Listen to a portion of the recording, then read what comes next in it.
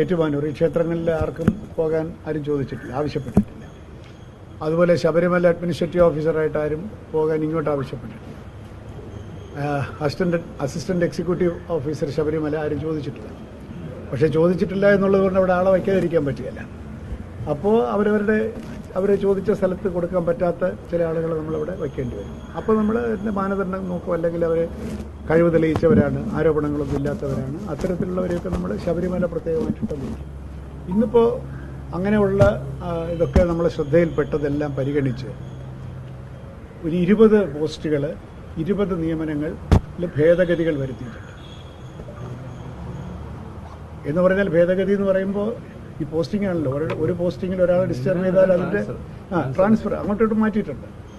ഈ ട്രാൻസ്ഫറുകൾ അവരുടെ ആവശ്യങ്ങൾ പരിഗണിച്ചു, പരമാവധി അവരുടെ ആവശ്യങ്ങൾ പരിഗണിച്ച് അവർ ചോദിച്ച മുൻഗണനകൾ പരിഗണിച്ചിട്ടൊക്കെ എവിടെയെല്ലാം നമുക്ക് അക്കോമഡേറ്റ് ചെയ്യാൻ പറ്റുമോ അതെല്ലാം ചെയ്തിട്ടുണ്ട്. പിന്നെ ചില പോസ്റ്റുകളിലൊക്കെ വിജിലൻസ് ക്ലിയറൻസ് വേണ്ടതാണ്. അത് അങ്ങനെയുള്ളവർ മാത്രമേ കൊടുത്തിട്ടുള്ളൂ. വിജിലൻസ് ക്ലിയറൻസ് കിട്ടാത്തവരെയൊന്നും പരിഗണിച്ചിട്ടില്ല. ചില ക്ഷേത്രങ്ങളിൽ, പ്രധാന ക്ഷേത്രങ്ങളിൽ കോടതി പറഞ്ഞിട്ടുണ്ട്. ഇത്രയൊക്കെയാണ് ഇന്ന് പ്രധാനമായിട്ട് ഞങ്ങൾ ഈ 20 നിയമനങ്ങൾ ഈ പറഞ്ഞ പരാതികളുടെയും അല്ലെങ്കിൽ ആവശ്യങ്ങളുടെയും പോസ്റ്റിംഗ് വേണ്ട. ചില പോസ്റ്റിംഗ് നമ്മൾ കൊടുത്തത് അവർ ചോദിച്ചതായിരിക്കാം, പക്ഷേ ഇപ്പോൾ എനിക്ക് വേണ്ട, എൻ്റെ കുടുംബ സാഹചര്യം അനുകൂലമല്ലാത്തതുകൊണ്ട് വേണ്ട എന്ന് പറഞ്ഞവരുണ്ട്. അത് നമ്മൾ മാറ്റിക്കൊടുത്തിട്ടുണ്ട്. അങ്ങനെയെല്ലാം ട്രാൻസ്ഫർ എന്ന് പറയുമ്പോഴേ ഒരു മാറ്റുമ്പോൾ എല്ലാം ഒത്തു വരണ്ടേ. അങ്ങനെ 20 മാറ്റങ്ങൾ വരുത്തി ഓർഡർ ഇപ്പോൾ പുറത്തിറങ്ങും. ഓർഡർ പുറത്തിറങ്ങിയതിന് ശേഷം നമ്മൾ പേരുകളിലേക്ക് അടക്കാം. ഇപ്പം ഞങ്ങൾ പേരുകളൊന്നും പറയുന്നത് റദ്ദാക്കി എന്ന് പറഞ്ഞുകൂടാ, ആ വാക്കേ ഉപയോഗിക്കാൻ പാടില്ല. നേരത്തെ ഉള്ള ഉത്തരവ് പുനഃപരിശോധിച്ച് അല്ലെങ്കിൽ അതിന് ചില ഭേദഗതികളോടുകൂടി, അത് ചില ഭേദഗതികളാണ് ഇപ്പോൾ നമ്മൾ ഇംഗ്ലീഷിൽ പറഞ്ഞ in partial modification of the earlier order new orders are issued. അതാണ്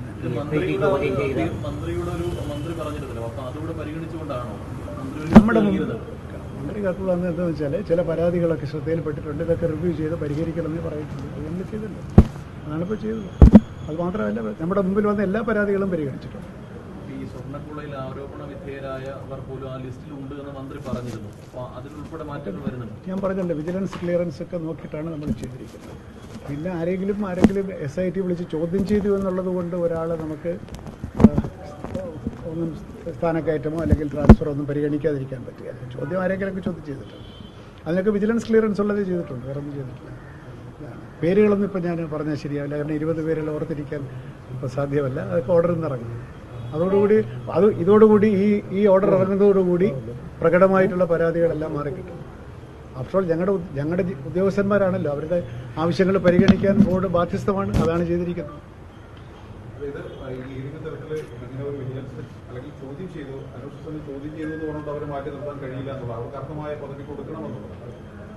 അല്ല, അങ്ങനെയല്ല. അവർ ഞങ്ങൾ എംപ്ലോയി അല്ലേ. ഒരു കേസിൽ പോലീസ് ഒന്ന് ചോദ്യം ചെയ്തു അല്ലെങ്കിൽ ഒന്ന് ചോദ്യം ചെയ്തു എന്നുള്ളത് കൊണ്ട് അയാളെ നമ്മൾ എന്ത് കാരണവശാലും മാറ്റി നിർത്തും. വിജിലൻസ് കേസ് ഉണ്ടെങ്കിൽ ശരി, വിജിലൻസ് ക്ലിയറൻസ് ഇല്ലെങ്കിൽ ശരി. വിജിലൻസ് ക്ലിയറൻസ് ഉള്ളവരെ നമ്മൾ ചെയ്തിട്ടുള്ളല്ലോ. പരാതി എന്ന് പറയുന്നതിനേക്കാൾ കൂടുതൽ അവർ പറഞ്ഞ ക്ഷേത്രങ്ങൾ നമ്മൾ അല്ലെങ്കിൽ പോസ്റ്റുകൾ പരിഗണിച്ചില്ല.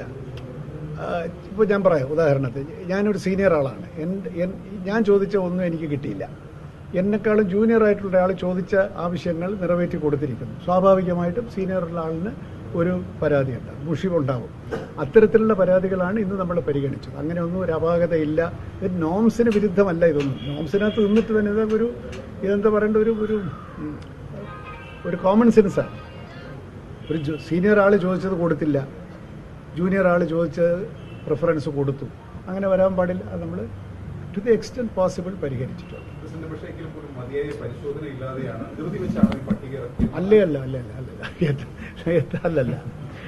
അല്ല ഒരുപാട് മണിക്കൂറാണ് ഇതിനെ ചെലവഴിച്ചത്. ഇത്രയും മണിക്കൂറുകൾ ഒരു ട്രാൻസ്ഫറിന് ചെലവഴിക്കണമെന്ന് എനിക്ക് തന്നെ തോന്നി. രാഷ്ട്രീയ ആരോപണം ഉയർന്നു, ഇതിൽ ഈ പറയുന്നത് പോലെയുള്ള അഴിമതി ആരോപണം ഉയർന്നു, വിജിലൻസ് കേസ് ഒക്കെ ഉയർന്നു. അപ്പോൾ ഇതിൽ കൃത്യമായ ഒരു പരിശോധന, അത് എവിടെയെങ്കിലും ജാഗ്രത കുറവ് ഉണ്ടായി എന്ന് ഈ ഘട്ടത്തിൽ തോന്നുന്നുണ്ടോ? എനിക്ക് തോന്നുന്നില്ല. അഥവാ ജാഗ്രത കുറവല്ലത് ഉണ്ടായെങ്കിൽ തന്നെ ഇന്ന് അതെല്ലാം പരിഹരിച്ചിട്ടുണ്ട്. പ്രത്യേകിച്ച് ഈ ആരോപണം ഇപ്പോൾ വരാൻ കാര്യം ശ്യാംപ്രകാശിന്റെ പേരാണ്. ശ്യാംപ്രകാശിനെ അഡ്മിനിസ്ട്രേറ്റീവ് ഓഫീസറായി നിയമിച്ചതാണ്. എവിടെ? വള്ളിയങ്കാവിൽ. അയാൾക്കെതിരെ ഞങ്ങളുടെ ശ്രദ്ധയിൽ അയാൾക്കെതിരെ പ്രത്യേകിച്ച് ആരോപണമൊന്നുമില്ല. എന്തെങ്കിലും ആരോപണം ഉണ്ടെങ്കിൽ ഇപ്പോഴും ഞങ്ങൾ പരിശോധിക്കാൻ തയ്യാറാണല്ലോ. അയാൾ SIT ചോദ്യം ചെയ്തതെന്നാണ് പറയുന്നത്. എനിക്കറിഞ്ഞൂടാ അത്. SIT ഒരാളെ വിളിച്ച് ചോദ്യം, ഇവിടെ എത്ര പേരെ ചോദ്യം ചെയ്തു? ഈ ഓഫീസ് പരിശോധിച്ചല്ലോ. മന്ത്രി അടക്കമുള്ളവർ ഇടപെട്ട സംഭവം കൂടിയാണ്.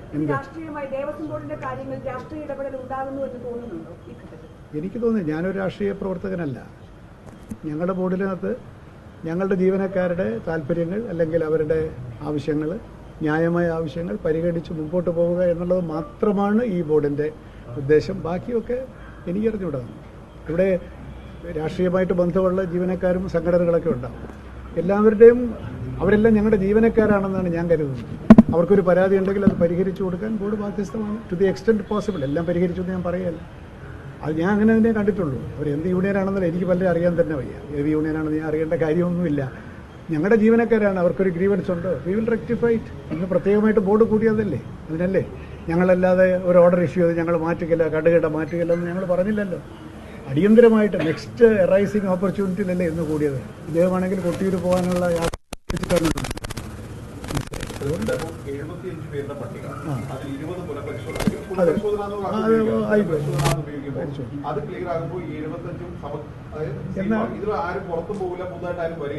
അതിനകത്ത് ഉള്ളവരെയല്ലേ കൊട്ടയ്ക്കകത്തുള്ളതിനല്ലേ തിരിച്ചങ്ങോട്ടിട്ട് വെക്കാൻ പറ്റില്ല. കാരണം അവരാണല്ലോ എലിജിബിൾ സോണിലുള്ളവർ. അത് ഒരാളെ മാറ്റുമ്പോൾ അയാൾക്ക് പരാതി വരാനും പാടില്ല. അതൊന്നും എനിക്ക് അറിഞ്ഞൂടാ, അതൊന്നും ഓർമ്മയില്ല. അതൊക്കെ നിങ്ങളിപ്പോൾ ലിസ്റ്റ് ഇറങ്ങുമ്പോൾ അതൊക്കെ കാണാം. മന്ത്രി പ്രതികരിച്ചപ്പോൾ പറഞ്ഞത് കുറച്ച് ഷാർപ്പായിട്ടാണ് പറഞ്ഞത്. അതായത് ഈ വിവാദ നിയമനം പുനഃപരിശോധിക്കണം എന്ന് പറഞ്ഞാണ് കത്ത് നൽകിയത് പ്രസിഡന്റിന്. ഇല്ലെങ്കിൽ ഈ കൊള്ളയിൽ പ്രസിഡന്റിനും പങ്കുണ്ട് എന്ന് കരുതേണ്ടി വരും. അങ്ങനെ ആ രീതിയിലാണ് ഒരു ഷാർപ്പായിട്ടാണ് പറഞ്ഞത്. ഞാനതിനെപ്പറ്റിയൊന്നും പ്രതികരിക്കുന്നില്ല. നമ്മളൊരു കൊള്ളയും ചെയ്യുന്നില്ല എന്ന് മാത്രം. ഞാനതിനെപ്പറ്റി പ്രതികരിക്കാൻ ഉദ്ദേശിക്കുന്നേ ഇല്ല. വകുപ്പും ബോർഡും തമ്മിൽ അങ്ങനെ ഒരു ആശയക്കുഴപ്പം നിലനിൽക്കുന്നു? ഒന്നുമില്ലല്ലോ. വകുപ്പിന്റെ ജോലി ചെയ്യുന്നു, ബോർഡിന്റെ ജോലി ചെയ്യുന്നു. ബന്ധപ്പെടേണ്ട സമയത്തെല്ലാം ബന്ധപ്പെടും. നിയമനങ്ങൾക്കൊക്കെ തിരുവിതാംകൂർ ദേവസ്വം ബോർഡ് സ്വതന്ത്ര അധികാരമുള്ള ഒരു സംവിധാനമാണ്. അത് സർക്കാരിന്റെ അല്ലെങ്കിൽ മന്ത്രിയുടെ ഒരു താല്പര്യം സംരക്ഷിക്കേണ്ടതില്ല എന്നൊരു നിലപാടാണ്. നമ്മൾ സ്വതന്ത്രമായിട്ടാണോ ജീവനക്കാരുടെ താല്പര്യങ്ങളൊന്നും ഹനിക്കരുതെന്ന് മാത്രമേ ഞാൻ കരുതിയിട്ടുള്ളൂ. ഇവിടെ കടന്ന ചോദ്യമാണ്. കാരണം കഴിഞ്ഞ സർക്കാരിന്റെ കാലത്താണ് താങ്കൾ ഈ പദവിയിലേക്ക് എത്തുന്നത്. ഇപ്പൊ പുതിയ സർക്കാർ വരുന്നു. ഇപ്പൊ തുടക്കത്തിൽ തന്നെ ഇത്തരത്തിലൊരു ഇടപെടൽ ഉണ്ടാകുന്നു. ഈ പദവിയിൽ തുടരുന്നതിൽ താങ്കൾക്ക് എന്തെങ്കിലും ബുദ്ധിമുട്ട് തോന്നി തുടങ്ങിയിട്ടുണ്ടോ? ബുദ്ധിമുട്ട് തോന്നിയാൽ പോവല്ലോ, നമുക്ക് ഇറങ്ങാറില്ല. ഇപ്പോൾ തോന്നിയിട്ടൊന്നുമില്ല. ഞാനൊരു പാർട്ടിക്കാരനല്ലെന്ന് നിങ്ങൾക്ക് അറിയാലോ. എനിക്കൊരു രാഷ്ട്രീയ പാർട്ടി ഇല്ല എന്നുള്ള കേരളത്തിൽ എല്ലാവർക്കും അറിയാമല്ലോ. എന്നെ ഒരു ജോലി ഏൽപ്പിച്ചു, ഞാൻ ആ ജോലി ചെയ്തുകൊണ്ടിരിക്കുന്നു. അത് തുടരും.